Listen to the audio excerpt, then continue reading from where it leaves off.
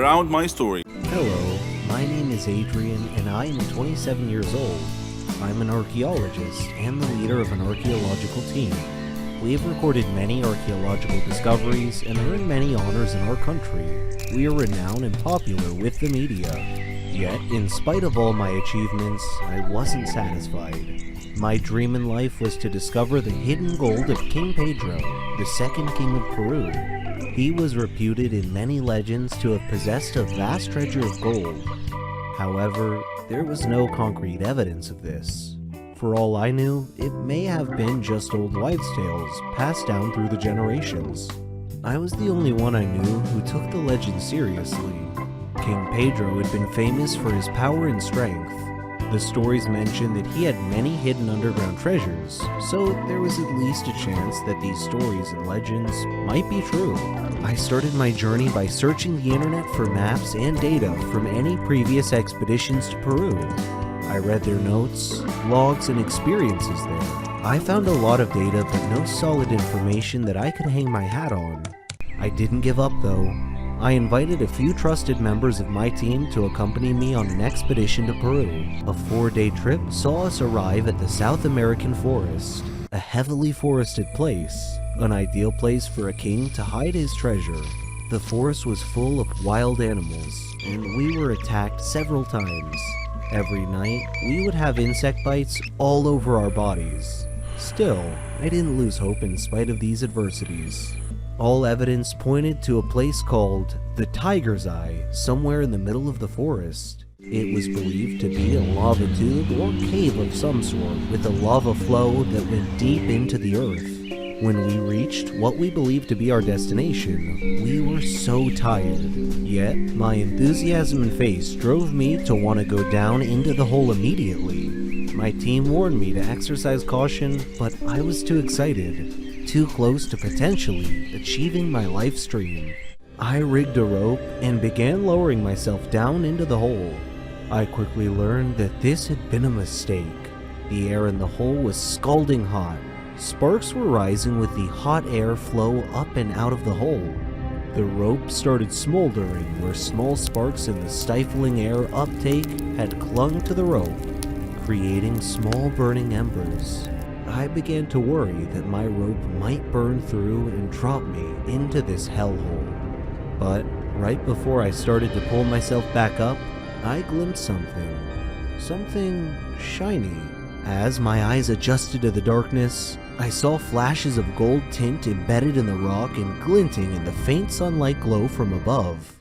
I climbed out of the hole, soaking in sweat, sucking in the cool, refreshing air to expel the burning air from my lungs. I told my team about the veins of gold in the walls of the hole. We set up a camp for a few weeks and were able to extract a small fortune's worth of gold. It wasn't King Pedro's gold treasure, but it was close enough to make our expedition worthwhile. It was a great discovery in that my trip wasn't completely in vain. Can I call my dream a success? Hello, my name is Benjamin and I'm 17 years old. I am sitting in a court waiting to hear my sentence, my punishment. When you listen to my story, you may pity me. My story started 3 years ago when my parents died in a train crash. My father was a businessman, and my mother was just a housewife. The news of their death was a big shock to me because I couldn't imagine my life without them. I was forced to move in with my grandparents. The hardest period of my life was about to start. My relationship with them wasn't that close. They lived in a city far away from my home, so I visited them in the past, only a few days every year. When I heard my friends talking about the generosity of their grandparents, I wondered why, because mine never gave me any presents or showed me any kindness at all. My grandparents lived austere lives, so living with them was hard for me. They were stingy and cheap. Despite living in a villa, we all ate plain meals that barely supplied me adequate nourishment. In addition, we only ate one meal a day. I was always hungry. My room was infested with insects. The furniture was worn and torn. They paid the servant a minimal wage, so her work was minimal as well. I would always sneak into the kitchen to steal anything I could find in the fridge to eat. When I asked my grandparents why they were living so minimally, They said it was because they were saving money for the future. When they eventually figured out that I was stealing food from the refrigerator, they locked it closed at night. Do you believe that? One day, when I entered the study to speak with Grandpa, his safe was open and I glimpsed gold bars, a hefty pile of cash, and a mound of jewelry.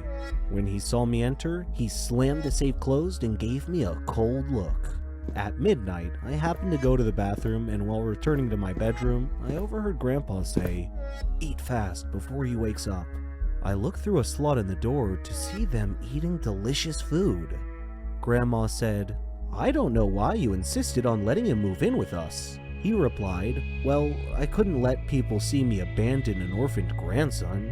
She said, "I wish I could wake up one day and find him gone." Her words were like a knife through my heart. I decided then and there that they deserved to die. I wished that they had died instead of my parents. I waited until they went to sleep. Then I entered their room, took the key from their bedside, went to the safe, and stole all their money, gold, and jewelry, and put it in my backpack. Then I loosened a heating gas fitting in their bedroom, allowing it to leak into their room. Then I exited, closed the door, and sealed the bottom of the door with a towel. The next morning I took a bus to another town, intending to take the train to get even further away. In the meantime, the police discovered the death of my grandparents. They also discovered that there were security cameras around their villa that had recorded everything I did. As I sat there in the train station, I saw this news on a TV in the waiting area. They were showing my face from earlier news stories when my parents had died in the train crash. Everyone around me was looking at me. It seemed I was a dead ringer for the murder suspect. I was arrested, taken to court, tried, and found guilty on 2 counts of cold-blooded murder. So here I sit, waiting to hear my sentence. I am ready for any punishment. I feel no remorse. Given another chance, I would do it again. My name is Ricardo. Though I am a 21-year-old, my body is the size of a 10-year-old boy because I was born with a disease called Prader-Willi syndrome, PWS, which stunted my body growth while allowing my mind to continue developing. Most people would consider PWS to be a curse, but it was a gift for Dad and me because we took advantage of this situation. My story starts when Dad's company accused him of embezzlement and fired him. The scandal and shame of this incident kept him from getting any other type of work, so we left our country to start a new life elsewhere. Dad was still unable to get a job because his old company always gave him bad references when called by prospective new employers. Dad was worried about our future, so he improvised and came up with a scheme to turn me into the goose that laid the golden egg. You see, children always bullied me due to my small body size. Luckily, my mature mind helped me avoid fights most of the time. One day, Dad asked me if I wanted to become famous, and I said, sure. He told me that we needed a way to gain people's sympathy, and he explained his plan. We went to the garage and found some old torn clothes that he asked me to wear. Then he poured dirty water on me. Then he made a recording of me crying and explaining that I had been beaten by some bullies in our neighborhood. After we finished making our sympathy-garnering video, he applauded my performance and posted it to the internet to see what reaction we would get. The next day, our video went viral, and I became an instant celebrity. All the news agencies gave the video broad coverage, and I began receiving sympathetic phone calls and donations from around the world. Several international schools offered me free scholarships at their schools, and I managed to amass a good size of money from all the donations, and for a moment, I thought our days of poverty were finally over. Unfortunately, the authorities investigated my background and found that I was 21 years old and not really a kid at all. Then all my fortunes reversed themselves, and the police came after me for fraud. I am speaking to you now from a hotel room as I hide from the police. I have enough money to head to another country, preferably one that has no extradition treaty with my country. I have enough money to live comfortably without needing to work for the rest of my life. So, on balance, I don't have any regrets about what I've done.